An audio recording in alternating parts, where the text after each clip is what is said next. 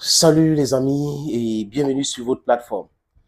Monsieur Kouliba, c'est qui? C'est le ministre ukrainien des Affaires étrangères. Vous vous rappelez de ce fameux ministre qui avait dit que l'Ukraine ne va pas laisser l'Afrique entre les mains de la Russie. Et on s'était moqué de lui parce que on avait compris que il bavardait pour bavarder et qu'il n'avait rien compris. Il n'avait rien compris de l'Afrique ni de l'histoire de l'Afrique. Et il était temps que ce monsieur s'informer encore davantage sur l'Afrique. On les avait enseignés dans les écoles que non, quand vous avez la couleur blanche, vous pouvez venir en Afrique, dicter tout ce que vous voulez, vous pouvez venir marcher sur les Africains. Et ils sont restés là dans cette stupidité d'entente. Et ils sont restés dans cette stupidité. Pourquoi? Parce que ça a prospéré. Hein? 700 ans, ça a prospéré. Et ils pensent que parce qu'on a la peau blanche, on a cette supériorité dans la pensée, dans le lesbrouf, dans l'intimidation et autres. Et qu'on avait ce complexe là et que ça continuait comme ça, donc il fallait en profiter. On nous a même parlé des histoires des troupes ukrainiennes ou des services secrets ukrainiens, le GRU, qui serait au Soudan en train de combattre les Russes. Tchac, tchac, tchac, tchac, tchac, tchac, tchac, tchac, tchac, tchac, tchac, de racontage. Il était en Inde. Avant de visiter l'Inde, il faut dire que le premier ministre indien, M. Modi, avait appelé Volodymyr Zelensky et appelé aussi son ami Vladimir Poutine, son allié, celui-là qui lui donne les armes, les vraies armes pour protéger son pays. Et il avait proposé de négocier, oui, un projet de paix.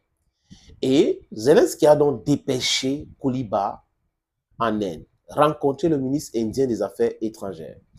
Et Zelensky, dans sa tête, c'est d'essayer de convaincre l'Inde de soutenir l'Ukraine. Mais si on regarde en termes de rapport de force, en termes d'intérêt géostratégique et géopolitique, entre l'Ukraine et la Russie, le choix est vite fait.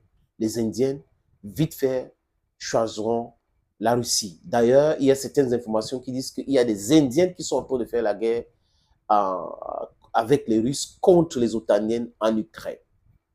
Kouliba dit qu'ils sont prêts à faire la paix. Enfin, ils sont prêts à faire la paix. Et c'est le message qu'il a porté de Kiev pour New Delhi. Nous voulons faire la paix, mais faire la paix sur notre condition. Leur condition, c'est quoi? Que les Russes se retirent sur tous les territoires, y compris la Crimée, donc respectent les frontières de 91, c'est le projet de paix de Volodymyr Zelensky. Et Zelensky veut organiser cela avec tous les pays qui veulent la paix, n'est-ce pas? Et inviter aussi les Russes. Vous voyez que du point de vue des Russes, c'est une provocation. C'est une grosse provocation. Poutine l'a dit, a répété même, il a répété même que la paix se fera sur les conditions de Russes. Parce que les Russes ont voulu la paix dès le départ. Les Russes n'ont pas voulu la guerre. Les Russes ont voulu négocier la neutralité permanente de l'Ukraine. Mais ces gars-là n'ont pas compris le truc.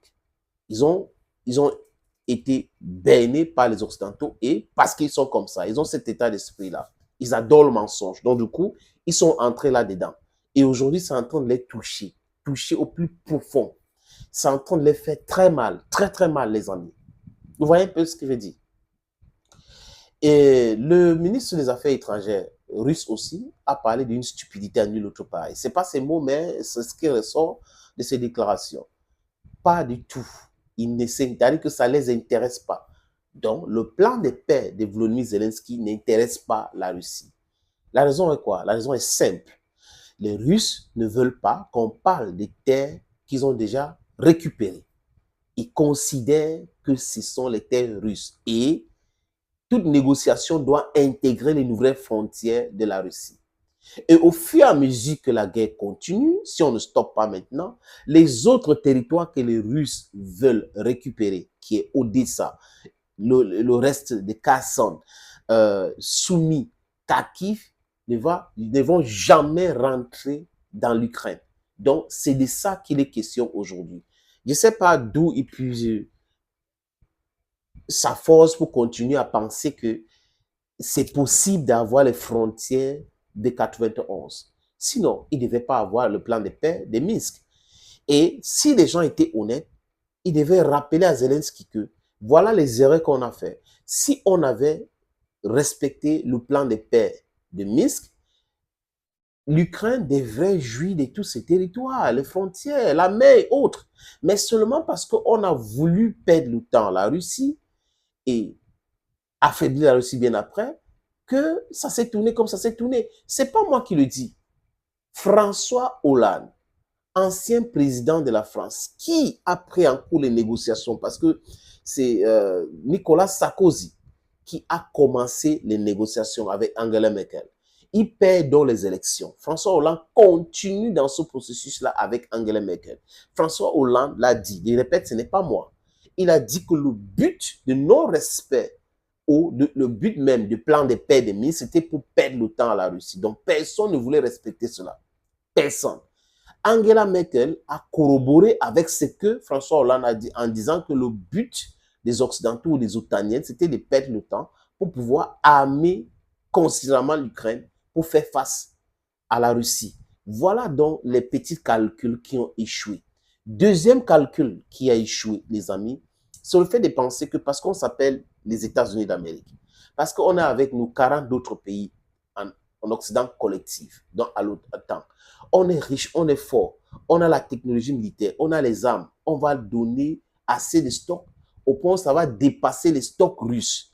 Et avec la technologie, et là, on va pousser l'Ukraine avec nos mercenaires et nos instructeurs militaires d'organiser une contre-offensive à grande échelle sur tous les fronts pour désintégrer les forces russes, les faire battre en retraite, couper les territoires qu'ils ont récupérés en Ukraine en deux. Et là, on va facilement en découdre avec eux. Même dans leurs calculs, ils avaient mentionné que ça sera compliqué de prendre la Crimée, de peur que la Russie largue une bombe atomique tactique. Dans cette calcul stupide, irréfléchi, les amis, ils sont lancés là-dedans. C'est ce que Elon Musk appelle calculer mal et ne pas connaître l'homme qu'on appelle la Russie et la capacité ou les capacités de l'armée russe. Ils lancent le truc, grande contre-offensive avec la propagande qui allait avec et conséquence, ça échec total, échec lamentable, les amis. Et là, l'Ukraine perd son armée, je vais dire, l'ossature même, la force même de cette armée, parce qu'on les a tapés dessus sérieusement. La plupart de ces matériels saisis, parce qu'à l'exposition armée 2023 en Russie, on a vu ce matériel récupéré et cette armée, le colonne vertébrale de l'armée ukrainienne, frappé, frappé et frappé fort. Donc, l'armée ukrainienne est devenue faible.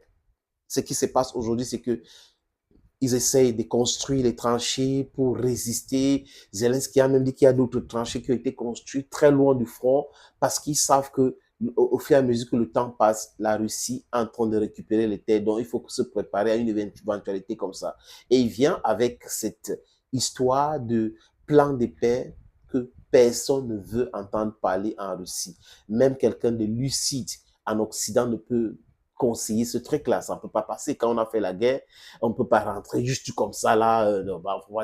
Surtout quand on se rend compte qu'on est plus fort. Donc, ça devient un peu compliqué, les amis. Voilà ce qui se passe dans ce pays-là, où on a des gens qui se sont laissés gérer par les autres ou qui ont laissé gérer leur pays par les autres. And they were just there as figureheads.